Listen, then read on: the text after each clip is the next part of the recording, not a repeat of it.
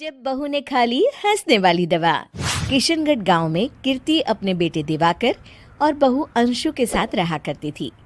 तीनों बहुत ही हंसी खुशी अपना जीवन व्यतीत कर रहे होते हैं। अरे बहू, आज खाना मैं बना देती हूँ। नहीं माँ जी, आप क्यों तकलीफ कर रही हैं? आप आराम कीजिए, खाना मैं ही बनाऊंगी। कितनी अच्छी बहू मिली है मुझे। भगवान ऐसी बहू सबको दे। सब कुछ ठीक चल रहा होता है कि एक दिन गलती से अंशु हंसने वाली दवा खा लेती है। बस उस दिन से सब कुछ बदल जाता है। अरे बहू, मेरे घुटनों में बहुत दर्द हो रहा है, जरा बाम तो दे दे। अरे बाम लगा कर क्या करोगी माँ जी? मैं पाँव दबा देती हूँ। अरे एक तो मुझे पाँव दर्द हो रहा है, ऊपर से तुम हंस रही हो। आई एम सॉरी माँ जी। अरे फिर से हंस रही है, जा तू मेरे कमरे से, मुझे तुझसे बात नहीं करनी। हे भगवान, ये क्या हो गया? अब माँ जी क्या सोचेगी? 2 दिन बाद कीर्ति घर में किटी पार्टी रखती है। उसकी सभी सहेलियां घर आने वाली होती हैं। अरे बहू, मेरी कुछ सहेलियां आज दोपहर को घर आने वाली है। आज कुछ खाने में अच्छा सा बनाना। सहेलियां? क्यों? मेरी सहेलियां नहीं हो सकती क्या? तुम फिर से हंस रही हो?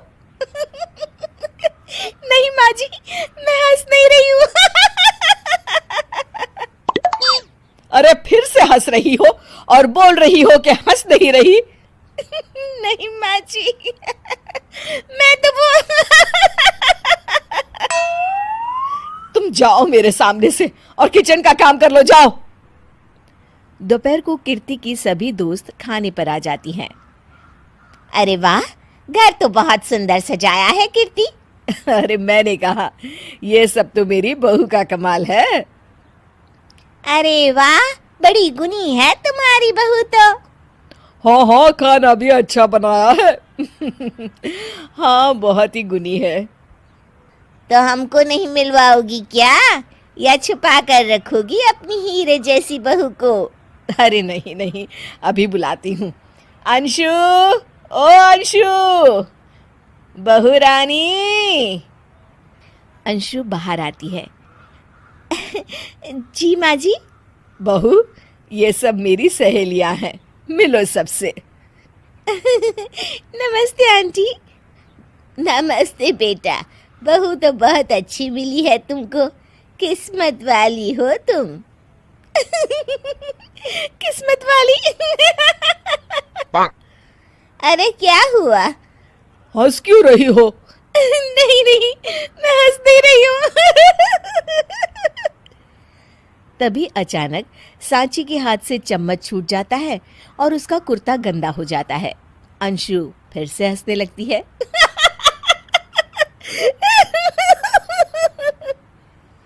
इधर सब सहेलियां गुस्सा होकर चली जाती हैं। कीर्ति भी नाराज होकर अपने कमरे में चली जाती है। हे भगवान, ये मैंने क्या कर डाला? इस तरह से तो माँ जी और उनकी सहेलियां नाराज हो गई। अगले दिन, बहू, ओ बहू, किधर हो? जी माँ जी। जल्दी से मेरे साथ चलो, पड़ोस वाले शर्मा जी की हार्ट अटैक से मौत हो गई है, उनके घर बैठक के लिए जाना है। अंशु तैयार होकर आ जाती है। थोड़ी देर में दोनों शर्मा जी के घर पहुंच जाती हैं। वहां पर सब रो रहे होते हैं। कीर्ति शर्मा जी की बीवी के पास बैठकर उन्हें सांत्वना देने लगती है। बड़े अच्छे इंसान थे मेरे पति। अच्छा। तुम हंस क्यों रही हो? वो अच्छे थे। हाँ हाँ, बहुत अच्छे थे अंकल। अरे अंशु, हंस मत। माँ जी, मैं हंस नहीं रही। मैं तो आंटी जी को बस दिलासा दे रही थी। सब औरतें अंशु की इस हरकत से हैरान हो जाती हैं। कीर्ति भी बहुत शर्मिंदा होती है और वो अंशु को लेकर फटाफट घर लौट आती है। अंशु, क्या हो गया है तुझे? हंस क्यों रही थी तू वहां पर? नहीं बाजी, मैं तो बस अरे तो फिर से हंस दी। जा तू अपने कमरे में, मुझे तो तुझसे बात ही नहीं करनी।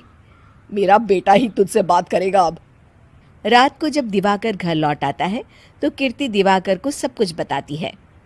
ठीक है माँ, अब फिक्र मत करो, मैं अंशु से बात करता हूँ। दिवाकर अपने कमरे में जाता है। जी आ गए आप कैसे हैं? मैं तो ठीक हूँ, बस सर में हल्का दर्द है। सर में दर्द अरे इसमें हंसने की क्या बात है? नहीं, मैं हंस नहीं रही हूँ मुझे तो फिक्र हो रही है आपकी एक तो मेरे सर में दर्द है, ऊपर से तुम हंस रही हो। अरे कैसे समझाऊं मैं आपको मैं हंस नहीं रही अंशु, तुम इस घर से चली जाओ। माँ ने मुझे बताया जो भी तुमने शर्मा आंटी के घर किया, और किटी पार्टी में भी। नहीं जी, मैं ऐसे नहीं हूँ तो अभी क्या हुआ था? क्यों हंस रही थी तुम? रुकिए मैं आपको सब कुछ बताती हूँ आपको सब कुछ। अंशु डायरी में लिखकर दिवाकर को पढ़ने देती है। कुछ दिनों पहले मैंने गलती से हंसने वाली दवा पी ली थी, जिसकी वजह से ये सब हो रहा है। इसका असर कुछ दिन और रहेगा। अरे तो तुमने ये सब पहले क्यों नहीं बताया अंशु? वो मैंने माँ जी को बताने की बहुत कोशिश की मगर उन्होंने सुना ही नहीं अरे ठीक है, मगर वादा करो जब तक दवाई का असर ठीक नहीं हो जाता तुम घर से बाहर नहीं जाओगी। नहीं जाऊंगी और हंसूंगी तो बिल्कुल नहीं लो, तुम तो फिर से हंस दी